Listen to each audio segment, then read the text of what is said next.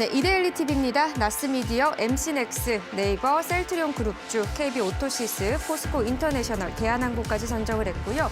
한국경제TV, 대한항공, 포스코 인터내셔널, LG화학, 삼성 SDI, 코롱 머티리얼, 그리고 나스미디어, LIG 넥스원, FST까지 담은 모습이네요. 매일경제TV에서도 포스코 인터내셔널 담았습니다. 대한항공 들어가 있고요. 한국항공우주, 기아차, 셀트리온, 유니셈, KB금융, 금호석유까지 선정을 했네요. MTN으로 가시죠. YYIK, 그리고 성우전자, 나스미디어, 대한항공, 셀트리온, 제주은행, 셀트럴 인사이트, KB오토시스 올라와 있습니다. 네, 역시 셀트리온 그룹주도 올라와 있고요. 대한항공, 포스코 인터내셔널, 이슈 있는 것들은 다 올라와 있다. 이렇게 보는데 좀 특징적으로 보고 있는 부분들이 있으신가요? 네, 역시 미래차에 관련된 건 아직까지 지속이 되고 그러게요. 있다. 예. 좀 이런 분석이 되고 나머지 그 이외의 것들은 막 뚜렷하게 막 이게 정말 시장이 주도를 하고 있는 그런 테마다, 주제다 이렇게 느껴지는 것이 없어서 이제는 좀 지수도 좀 등락을 하고 있잖아요. 그래서 예. 이제 정말 개별 장세로 넘어가고 있는 그런 흐름이 아닌가 좀 이런 생각이 듭니다. 네, 맞는 것 같습니다. 변동성 장세도 종목마다 개별 장세가 좀 뚜렷해지고 있는 그런 시장이 아닌가라는 생각이 드는데 세 가지 종목도 보도록 하겠습니다. 오늘 어떤 종목을 좀 준비를 해오셨어요? 네, 대한항공 먼저 선정했습니다. 예. 그래서 어제 실적 발표를 했는데 시장에서도 사실 영업이익 흑자가 날 것으로 예상했었고 그쵸. 시장 기대치에 부응하는 실적을 발표했습니다. 그래서 이제 구체적인 내용을 좀 살펴보기 위해서 선정했습니다. 네, 코로나19에도 불구하고 좋은 실적을 낼 거다 이런 기대감이 작용해서인지 사실 시장에서도 주가가 좀 꽤 네. 오른 상황이기도 했습니다. 네. 그럼 지난해 얼마나 좀 이 영업 흑자를 낸 건지 궁금하네요. 네. 이제 대한항공이 어제 별도 기준으로 영업이익 2,383억 원을 기록했다고 발표했습니다. 영업 흑자를 낸 것만으로도 이제 굉장히 사실 칭찬할 만한데 전년 동기 대비 17% 감소하는 것에 그쳐서 굉장히 좋은 실적 냈다. 좀 이렇게 분석이 됩니다. 이제 매출은 40% 급감한 7조 4천억 원을 기록했습니다.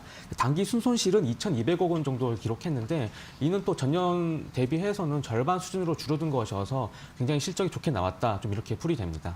그러니까요. 사실은 지금 전 세계적으로 봤을 때도 항공사들의 실적이 그렇게 좋지 않은 상황이거든요. 네네. 지금 대한항공이 이런 호실적이 나왔다는 거는 굉장히 좋게 바라볼 수 있는 점이기도 하겠네요. 네. 그럼 이게 지금 여객 좌석을 떼고 화물을 실으면서 결국 영업이익 흑자를 낼 수 네. 있었다 이렇게 볼 수 있을 것 같은데 회사 측에서는 이번 실적에 대한 반응은 어떨지 궁금하네요. 네, 이제 회사 측에서는 이제 코로나19 때문에 또 여객 수요가 좀 줄어들면서 여객 수요가 한 70% 가량 감소했다고 합니다. 이제 대신 화물기 가동률을 높이고 그동안 쓰지 않았던 여객기들을 좀 화물 노선에 다 투입을 해서 화물 사업 부분에서 이제 매출액 한 4조 정도 나오면서 이 매출이 이제 전년 동기 대비해서 66% 가량 늘었다. 좀 이렇게 설명을 했습니다. 이제 대한항공은 화물 사업 부분에 좀 선방한 것뿐만이 아니라 좀 전사적으로 생산성 향상 그리고 비용 절감 노력이 좀 어우러졌다. 좀 이렇게 자평했는데요. 또 작년에 또 저유가 기조가 있었잖아요. 그래서 예. 이제 좀 유가가 내려갔기 때문에 비용이 적게 들었고 또 중요한 것은 직원들의 좀 희생도 있었는데 직원들이 좀 순환 휴업에 들어가면서 좀 인건비도 감소한 것이 좀 영향을 미쳤다. 좀 대한항공이 이렇게 분석을 했습니다. 좀 이런 요인들이 종합적으로 좀 맞물려서 비용이 40% 정도 이제 감소했다. 좀 이렇게 분석했습니다. 네, 사실 진짜 못 버틸 거라고 생각을 했던 게 대한항공이기도 했는데 이 글로벌 네. 항공 중에 유일하게 흑자를 냈다 이런 부분들이 결국은 이런 게 좀 작용을 한 거다라고 볼 수 네. 있을 것 같은데 사실 투자자 입장에서 제일 중요한 거는 주가의 흐름일 것 같습니다. 지금 네. 증권가 시각은 어떻습니까? 조금 상향 조정을 하고 있나요? 네, 그래서 상향 조정을 한 증권사도 있는데 예. 그 반대로 본 데도 있어서 좀 엇갈리는 오. 상황입니다. 그래서 하나투자증권이 이제 오늘 보고서를 아침에 냈는데 올해도 화물의 호조세를 이어가서 이제 대한항공의 그 영업 실적이 극대화될 것이다. 그래서 목표가를 45,000원으로 상향을 했어요. 그래서 올해도 플러스 알파 수익 낼 수 있다. 좀 이렇게 분석을 했는데 반면에 또 삼성증권 보고서를 보니까 이미 주가가 적정 주가까지 이제 오른 상황이다. 더 이상 오를 수 없다. 좀 이런 뉘앙스로 이제 보고서를 썼거든요. 그래서 여객 수요 회복이 결국 돼야 된다. 여객 수요 회복의 시점 우리가 알 수가 없기 때문에 좀 이제 문제가 있다. 좀 이렇게 얘기를 하면서 투자 의견을 이제 매수에서 홀드로 한 단계 낮췄거든요. 이제 사실 더 많은 이제 투자자분들이 이제 잘 아실 테지만 이제 국내 증권사에서는 이제 매도 리포트를 내지 않기 때문에 홀드 리포트를 내는 것만으로 해도 사실 이제 매도의 시그널로 좀 해석하는 분들이 많은데 네. 이제 하나투자증권과 삼성증권이 이제 전혀 이제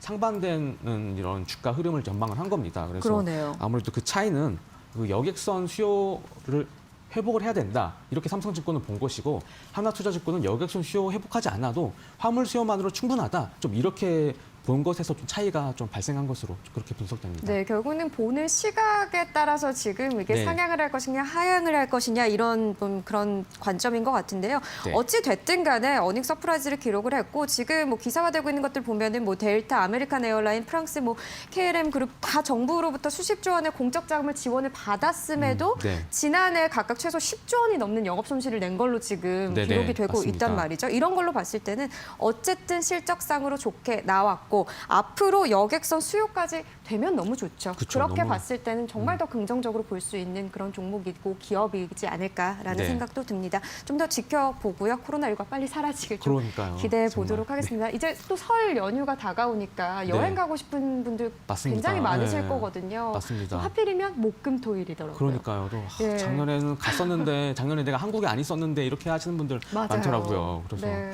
이게 내년에는 사실 올해까지 바라진 않고 내년에라도 정말 정상적인 좀 활동을 할 수 있었으면 좋겠습니다. 그러게요. 이런 기대감으로 주가들도 많이 오르기도 했는데 올해 안 되더라도 내년에도 꼭 네. 저희가 좀 비행기를 탈 수 있었으면 좋겠습니다. 알겠습니다. 다음 종목으로 넘어가죠. 어떤 종목을 또 볼까요? 네, 다음 종목은 KB 오토시스를 선정했습니다. 예. 그래서 KB 금융 자회사로 이제 오해하시는 분들 계실 텐데 아니고요. 종목명만 보고 그런 분들 굉장히 많으세요. 네, 예. 그래서 이제 브레이크 부품을 만드는 업체입니다. 그래서 전기차, 이제 미래차에 대한 이런 관련주들 많이들 다 인식하고 계실 텐데요. 이 KB 오토시스 역시 이제 관련주로 이제 시장에서 인식이 되면서 주가가 많이 올랐습니다. 예. 근데 그 이유가 좀 재밌어서 이제 선정했습니다.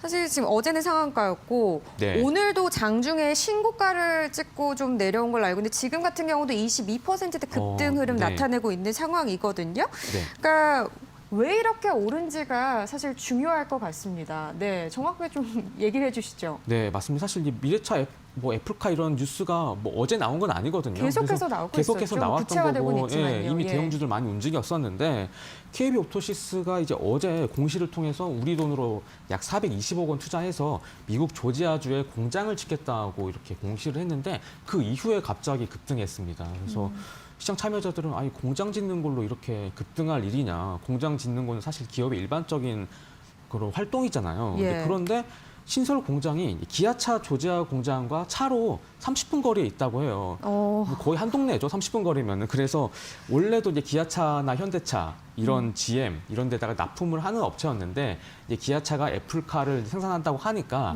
거기에 그럼 납품하겠구나. 그걸 위해서 여기서 공장을 짓는 거다. 좀 이런 기대감이 이렇게 단계별로 이렇게 해석이 되면서 주가가 굉장히 급등했습니다.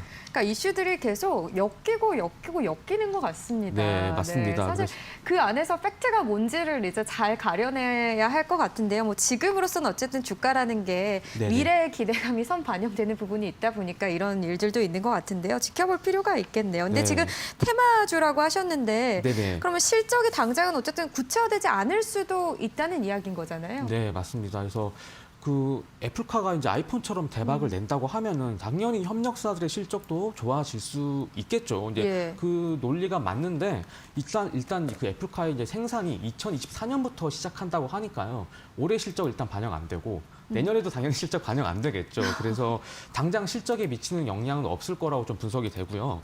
그리고 애플과 이제 기아의 협상이 어떻게 될 것이냐 이것도 좀 관건이라고 전문가들은 얘기를 하는데 기아차가 단순히 그냥 생산 기지로만 활용을 한다고 하면은 이렇게 이제 부품 업체들한테까지 낙수 효과가 크지 않을 것이다. 좀 이런 분석이 나오니까 협상의 구체적인 내용을 좀 한번 확인해 봐야 될 것이다. 좀 이런 전망이 전문가들 사이에서 나옵니다. 그래서 네.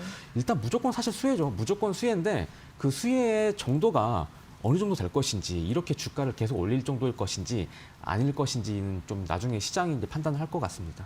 근데 지금 또 뭐 나오고 있는 이야기들이 애플이 한국뿐만 아니라 지금 일본 기업과도 지금 전기차 위탁 생산을 논의 중이다. 그래서 네, 뭐 한일이 맞습니다. 또 경쟁이 붙는 거 아니냐 이런 얘기들도 지금 나오고 있는 상황이잖아요. 네네, 맞습니다. 그래서 아마 기아차뿐만 아니라 다른 곳에서도 생산을 하고 생산 기지가 여러 가지 있을 예. 수도 있어. 사실 아이폰도 그랬듯이 한 곳에서만 생산한 거 아니잖아요. 그래서 그 공장에서 불나면 어떡할 것이며 뭐 등등등 뭐 아마 생산 기지를 다변화할 것이기 때문에 뭐 완전 그렇게 장밋빛 미래를 그리는 것도 좋지만 이제 항상 이렇게 안 좋은 시나리오도 좀 검토해 볼 필요는 있는 것 같습니다. 그러니까요. 어쨌든 근데 이런 이슈들로 인해서 시장이 계속해서 좀 변동이 나타나고 있는 건 맞는 것 같습니다. 어쨌든 이런 또 이슈가 나오니까 자동차 부품주가 또 약세를 보이기도 하고 이런 네네. 상황들이지 않습니까? 네, 맞습니다. 어쨌든 지켜볼 수밖에 없다는 게 굉장히 안타깝긴 하지만요. 네. 어쨌든 계약 조건에 또 이거를 발설하지 말아야 되는 게 있을 수도 있기 때문에 또 얘기를 못하는 부분이 있을 수도 네네. 있으니까요. 끝까지 조금 더 지켜보는 걸로 해야 할 것 같습니다.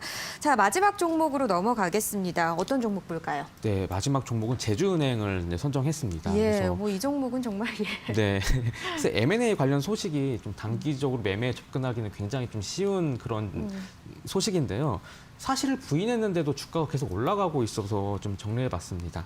그러니까요. 이게 인수자로 거론됐던 네이버하고 또 매도자인 신한금융 측이 결국은 모두 부인을 한 건데 네네. 계속해서 주가가 오른다는 거는 너무 예, 저도 좀 의아한 것 같습니다. 네, 맞습니다. 그래서 제주은행은 이제 금융업 추진을 하고 있는 네이버가 이제 점찍을 그런 사업장인 것이다. 이렇게 거론이 시장에서 됐었는데 예. 이제 한 언론에서 이제 네이버가 인수한다. 이렇게 확정적으로 보도를 했어요. 이제 그 이후부터 이제 주가가 오르고 있는데요.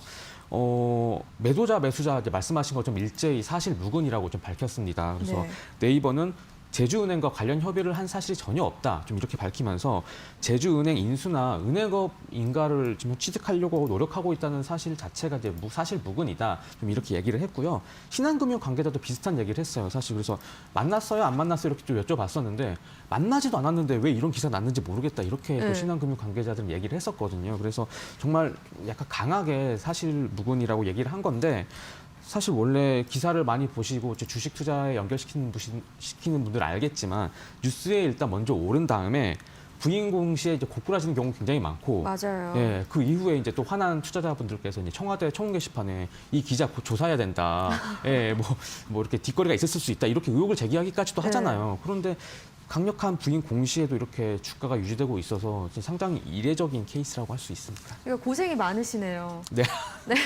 맞습니다. 힘든 다행히 부분도 있으실 것 제 같아요. 이름은 예. 오르내리지 않았는데 네. 동료 기자들의 이름이 청와대 청문 게시판에 항상 뭔가 거래한 것이다. 막 이렇게 얘기를 하는데 네, 거래하지 않았습니다. 예. 근데 또 한편으로는 개인 투자자분들 입장에서는 이렇게 부인을 하다가 네. 이게 확실시 되면 또 맞아요. 뭐야 맞잖아 이렇게 나오실 수도 있을 것 그러니까요. 같거든요. 아, 그때 들어갈 걸 네. 이렇게 생각하시는 분도 많고 이래서 이게 부인 공시라고 하면 정말 그렇게 믿어야 되는데 이게 시장에 신뢰감이 좀 없는 것 같아요. 특히 M&A 관련해서는. 그쵸. 예. 사실 기자들도 사실 잘 안 믿기 때문에 투자자분들은 더더욱 잘 안 믿을 것 같고. 네, 만약에 이렇게 된다면 주가가 어쨌든 계속해서 오르고 있는 거고 오늘만에 지금 16%대 급등세 흐름을 나타내고 있습니다. 제주은행 같은 경우는요. 뭐 네이버는 강보합권이긴 하지만요. 네네. 어쨌든 제주은행이 이렇다고 하면 개인 투자자분들은 이 정도면 거의 확정 아니냐. 네네. 괜히 아니다라고 얘기하는 거 아니냐. 이런 말 충분히 하실 수 있다라는 생각은 드는데 네네. 뭐 어쨌든 지켜봐야 합니다, 여러분. 근데 네, 맞습니다. 이 부분에 대해서는 좀 어떻게 생각하세요, 결국은?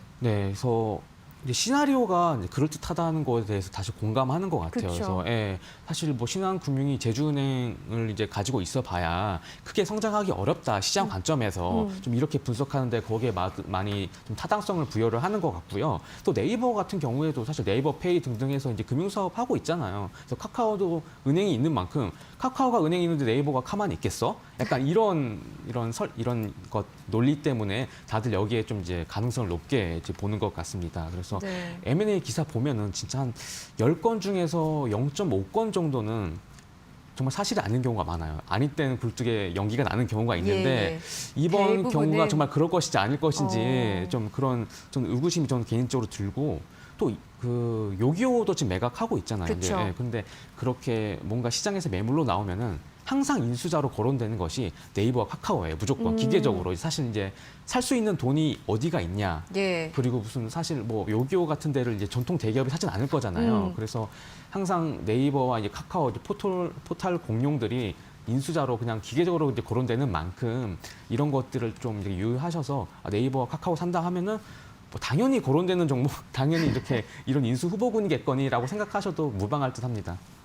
알겠습니다. 어쨌든 뭐 LG 스마트폰 사업 인수에 관련해서도 그 네네. 이야기 이슈가 나왔을 때 이미 또 누가 또 이걸 인수할 것이냐 이미 시장에 다 이야기가 또 나오기도 했었잖아요. 맞습니다. 참 그래서 이런 상황들이 M&A 시장에서는 어쩔 수 없구나라는 생각도 듭니다. 어쨌든 제주은행 어떻게 될지 지켜보자고요. 네이버 같은 경우도 지금 워낙 또 파격적인 행보를 하고 있다 보니까 네, 이런 거에 더 맞습니다. 더해지는 게 아닌가라는 맞습니다. 생각도 듭니다. 알겠습니다. 또 정확한 정보들 나오는 대로 좀 잘 얘기를 해주세요. 네, 알겠습니다. 네, 알겠습니다. 오늘 말씀 여기까지 듣겠습니다. 고맙습니다. 네, 감사합니다.